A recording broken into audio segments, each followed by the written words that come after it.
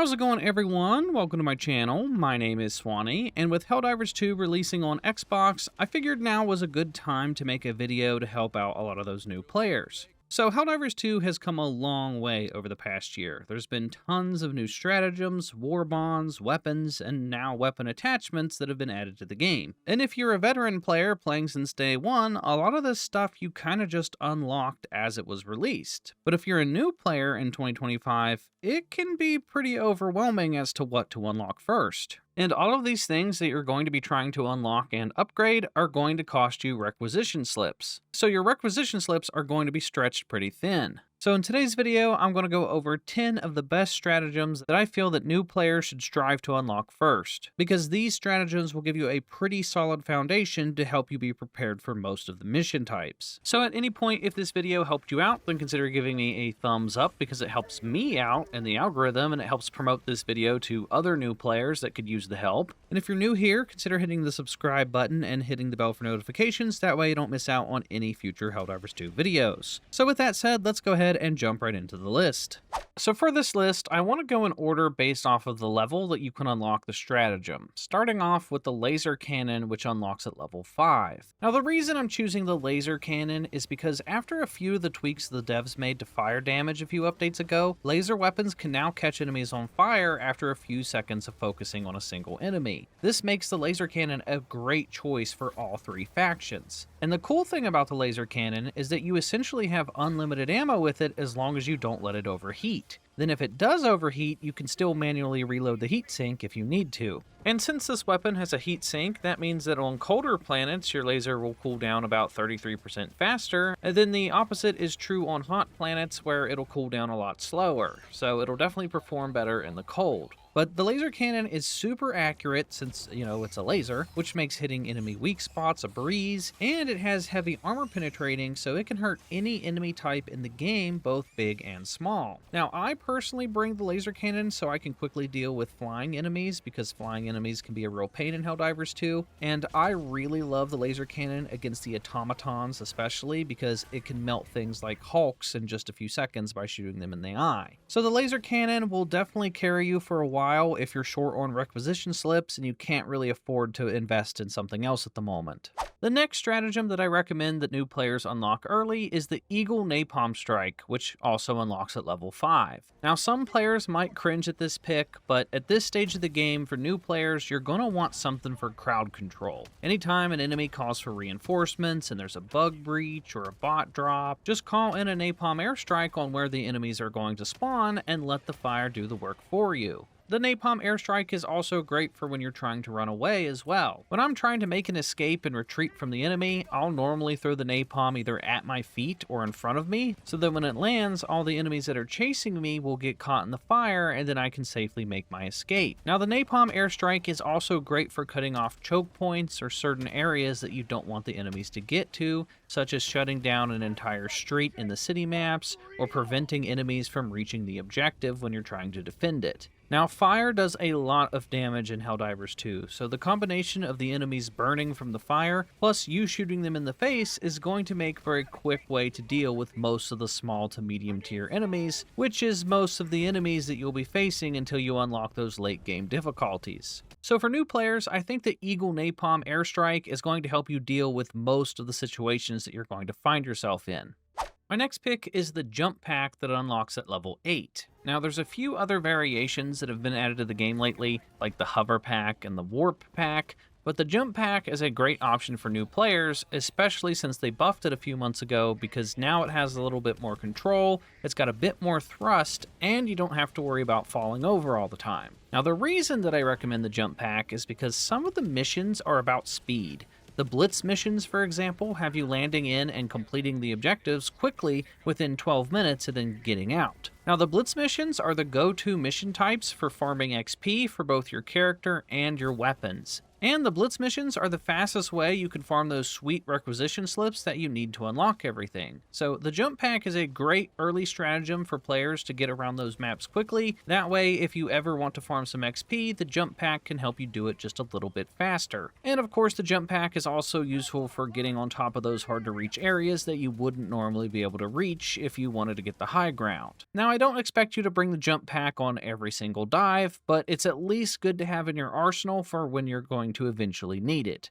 Next up, unlocking at level 10 are either the Guard Dog Rover or the AX-23 Guard Dog. Now, both are great options since the AR-23 Guard Dog has received quite a few buffs over the past year.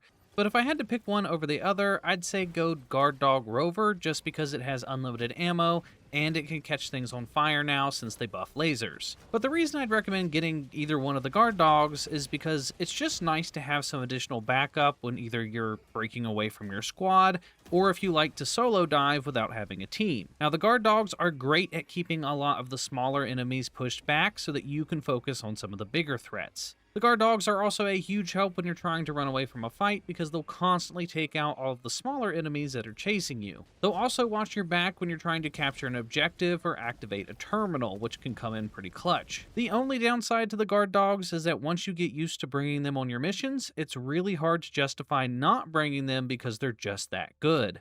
Up next, unlocking at level 15 is the Rocket Sentry. Now, there's some sentries that you can unlock a lot earlier than level 15, but I feel that the Rocket Sentry is probably the best all-around sentry, so as soon as you get the chance to unlock it, I definitely would. Now, the Rocket Sentry can deal with any enemy in the game, making quick work of small to medium tier enemies, and given enough time, it'll take out the larger enemies like Bile Titans and even Factory Striders completely on its own. The Rocket Sentry is great for defense missions, raise the flag for Super Earth missions, or anytime you need to sit and defend an area like at Extraction. The Rocket Sentry has saved my butt many times over the course of hundreds of missions, and as long as you watch its back, it'll watch yours.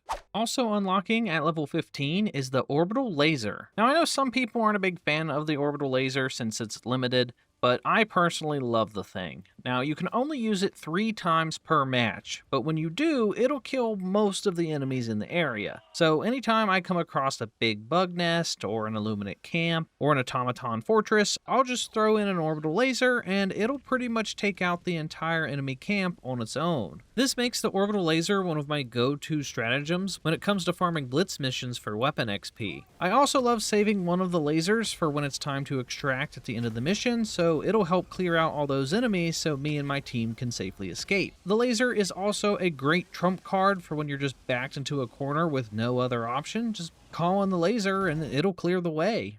Then unlocking at level 18 is the Quasar Cannon. Now, I'm recommending the Quasar Cannon for a number of different reasons. One being that it has unlimited ammo. You shoot it, it overheats, then just wait for it to cool down, and then you can shoot it again. And since it uses a heat sink, it also is affected by hot and cold planets, so it's going to perform best in the cold. And outside of the unlimited ammo, the Quasar hits hard, letting you kill things like Bile Titans in just 1 to 2 shots to the face, or even the Illuminate Harvesters with a well-placed shot to the leg joint. But my favorite thing about the Quasar Cannon is that it can one-shot bot fabricators from any distance and at any angle. So I've been able to complete entire automaton missions from on top of a mountain by only using the Quasar Cannon to snipe all of the factories. This, of course, makes it one of the best stratagems for when you're trying to farm XP from those blitz missions. The Quasar Cannon is so good, I know there's a dedicated chunk of the player base that will bring it on every single mission, and they refuse to leave it behind. And once you unlock it for yourself, you might just end up being one of those players.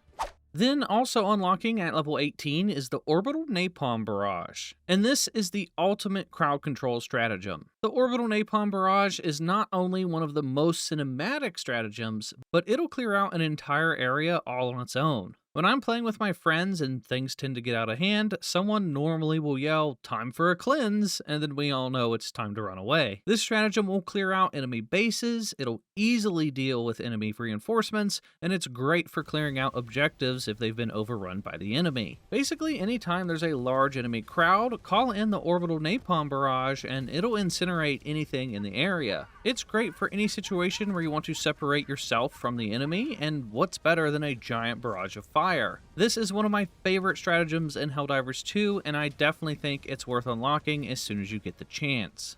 Then the final two stratagems in today's video come from war bonds. So the good news is that you don't need to be a specific player level to unlock these, so you can get them at any time. The bad news is that you need to either spend real world money or earn enough super credits from doing enough missions to just manually unlock the war bonds, which will take some time. But I just had to include these two final stratagems because they're some of the best in the game. Starting with the anti-tank emplacement found in the Urban Legends war bond. Now, the anti-tank emplacement is probably one of the best all-around anti-automaton stratagems. It'll blow through any armor dealing with anything that the automatons can throw at you. Now, it isn't all that good against the Terminids or the Illuminates since they have a lot of smaller enemies that like to rush you and get up in your face, but it still has some uses against them as well. But the most important thing is that this stratagem can easily solo missions for you depending on the map layout and your positioning. Just look at this clip of me taking out an entire city's worth of bot factories without even stepping foot into the city. So anytime I'm trying to farm XP for my weapons against the automatons, I make sure to bring the anti-tank emplacement because it'll turn a 12-minute blitz mission into like a 4-minute mission, significantly speeding up the farming process. So if you like to fight the automatons, then this is a must-have stratagem that I can't recommend enough. And then last but certainly not least is the portable hell bomb from the Servants of Freedom war bond. The portable hell bomb is so good, if there's anything that needs to blow up, the portable hell bomb will take care of it. There's been so many times where I was completely surrounded by the enemy with no way to escape, so I just activate my hell bomb and watch that kill streak number shoot from anywhere to 50 to 100 plus kills. That's not even the best part. The portable hell bomb is great for objectives, especially the ones that normally require you to call in a hell bomb, like the Shrieker Nest or the Detector Towers or even the Radar Jammers. Instead of calling in a hell bomb and then trying to defend it while you activate it, you can just run in with the portable hell bomb on your back and then activate it and run away without needing to deal with all those enemies. This is especially good against those radar jammers because normally you'd have to turn off the jammer first to then call in the hell bomb. With the portable hell bomb, there's no need to deactivate the radar jammer. You can just run in and blow it up. So this stratagem is good for pretty much any scenario in Helldivers 2, and that's why I think any new player should try to get this as soon as they possibly can.